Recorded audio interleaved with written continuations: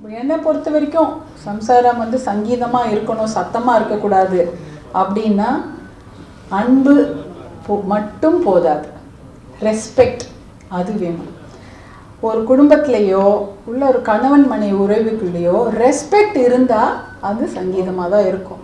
வெறும் அன்பு மட்டும் பத்தாதுன்னு நான் நினைக்கிறேன். எந்த ஒரு திருமண நிகழ்வுகளை போனாலும் அதான் நான் சொல்லுவேன், ரெஸ்பெக்ட் கொடுக்கணும், மரியாதை கொடுக்கணும்.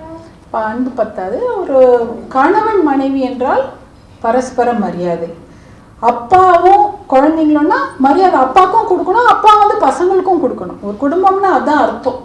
அது அந்த அங்கே அன்பு மட்டும் இருக்குது, மரியாதை இல்லைன்னா அந்த இடத்துல ஒரு கம்ஃபர்டபுளான ஒரு நல்ல சூழ்நிலை இருக்காது. இப்போ என்னுடைய ஒரு சின்ன எக்ஸாம்பிள் சொல்கிறேன்னு வச்சுங்களேன். இப்போ நான் என்னுடைய வீட்டில் இருக்கிறோம், நானும் என் கணவரும் ஓரளவுக்கு சின்ன வயசில் எப்படி இருந்தாலும் வளர வளர நம்ம சேர்ந்து வளர்ந்துடுறோம் ஒரு இது.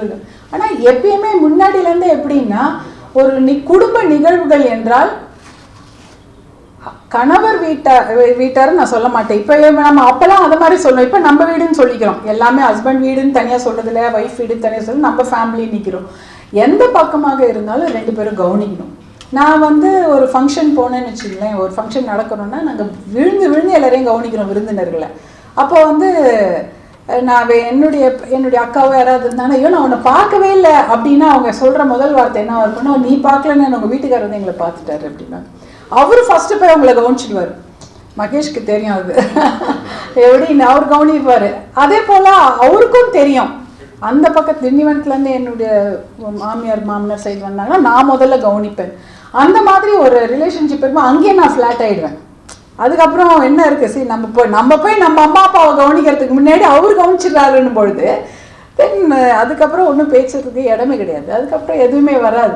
அப்போ வந்து அதே போல் தான் அவங்களுக்கும் சரி நம்ம வந்து நம்ம வீட்டு ஆளுகளையோ நம்ம மனைவி கவனித்து கொண்டார்கள் அப்படின்றது அந்த ரெஸ்பெக்ட் வந்து அந்த மாதிரி சின்ன சின்ன விஷயங்கள் ரொம்ப தேவைப்படுது ஒரு குடும்பத்தில்.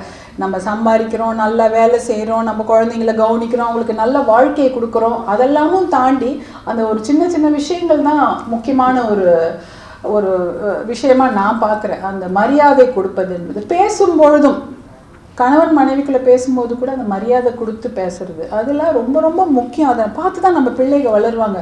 நம்ம வீட்டு மகளிருக்கு நம்ம வீட்டு ஆண்கள் மரியாதை கொடுத்தாதான் வெளியில் போனாலும் அந்த மரியாதையை அந்த மற்ற ஆண்கள் வந்து நம்ம வீட்டு மகளிர் கொடுப்பாங்க. நம்ம வீட்டிலே நம்மளுடைய பெண்களுக்கோ இப்போ இங்கே நான் பார்க்குறேன் எல்லாருக்கும் முதல்ல இப்போ ஒரு ரொட்டேரியனாக இருந்து விமனாக இருக்கிற யாராக இருந்தாலும் அங்கே வந்து ஜெண்டர் டிஃப்ரென்ஸ் கிடையாது. இங்கே உங்களுடைய ரொட்டேரியன் கிளப்பில் நான் பார்க்கும்போது ஜெண்டர் டிஃப்ரென்ஸ் அது இல்லை ஆண்களுக்கு மட்டும் பெண்கள் யார் என்ன பதவியோ அதற்கான மரியாதை. அதே போல் தான் ஒரு குடும்பம் என்றால் கணவன் வந்து மனைவிக்கு மரியாதை கொடுப்பதும் மனைவி கணவனுக்கு மரியாதை கொடுப்பதும் பெரியவங்களுக்கு சின்னவங்க மரியாதை கொடுப்பதும் சின்னவங்களுக்கும் பெரியவங்க மரியாதை கொடுப்பது தான் முக்கியமான ஒரு விஷயமாக நான் பார்க்கின்றேன். இந்த இடத்துல வந்து நம்ம வீட்டு பெண்களுக்கு நாம் மரியாதை கொடுத்தால் வெளியில் இருக்கவங்களும் நம்ம வீட்டு பெண்களுக்கு மரியாதை கொடுப்பாங்க. நம்ம வீட்டு ஆண் குழந்தைகளும் அதை கற்றுக்கொள்வார். நம்ம வீட்டு ஆண் குழந்தைங்க ஐயோ அப்பா வந்து நம்ம அக்காவுக்கு ரொம்ப மரியாதை கொடுக்குறாங்க, நம்ம அப்பா வந்து நம்ம சிஸ்டர் நம்ம அவருடைய தங்கச்சிங்களுக்கும் கூட பிறந்தவங்களுக்கு மரியாதை கொடுக்குறாங்கன்னும் பொழுது வெளியில் போகும்போது அதே ஆண் குழந்தைகள் இன்னொரு பெண்ணை பார்த்தால் மரியாதை கொடுக்கணும்னு தோணும்.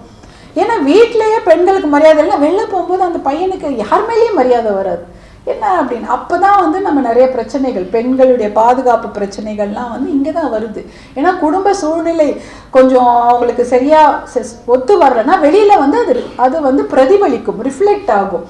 அப்போ வந்து நம்ம வீட்டு கூட பிறந்த எல்லாரும் சொல்லுவாங்கல்ல கூட பிறந்த அக்கா தங்கச்சிக்கு மரியாதை கொடுத்தா வெளியில் போகும்போது அவங்க அந்த ஒரு மனநிலைமையோடு இருப்பாங்க. ஆண் குழந்தைகளும் வெளியில் போகும்போது அந்த பெண்களை மதிக்க கற்றுக்கொள்வார்கள்.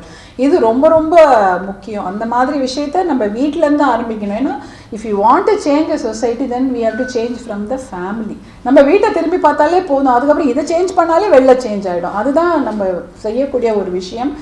அந்த விஷயத்தை தான் நான் வந்து கொண்டு போகணுன்னு நினைக்கிறேன். எங்கே மீட்டிங் போனாலும் அதான் சொல்லுவேன். வீடாக இருந்தாலும் சரி, கட்சியாக இருந்தாலும் சரி, ஒரு சமுதாயமாக இருந்தாலும் சரி, பெண்களுக்கு உங்கள் வீட்டில் நீங்கள் மரியாதை கொடுங்க, உங்கள் பக்கத்தில் மரியாதை கொடுங்க. அப்போனா தான் வெளியில் போனால் அவங்களுக்கு அந்த மரியாதை கிடைக்கும். மரியாதை கிடைச்சுன்னா எத்தனையோ பிரச்சனைகளுக்கு அது ஒரு தீர்வாக அமையும் என்று சொல்லிக்கிறேன். இதெல்லாம் என்னுடைய பர்சனல் எக்ஸ்பீரியன்ஸில் நான் பார்த்தது தான் சொல்கிறேன் நான்.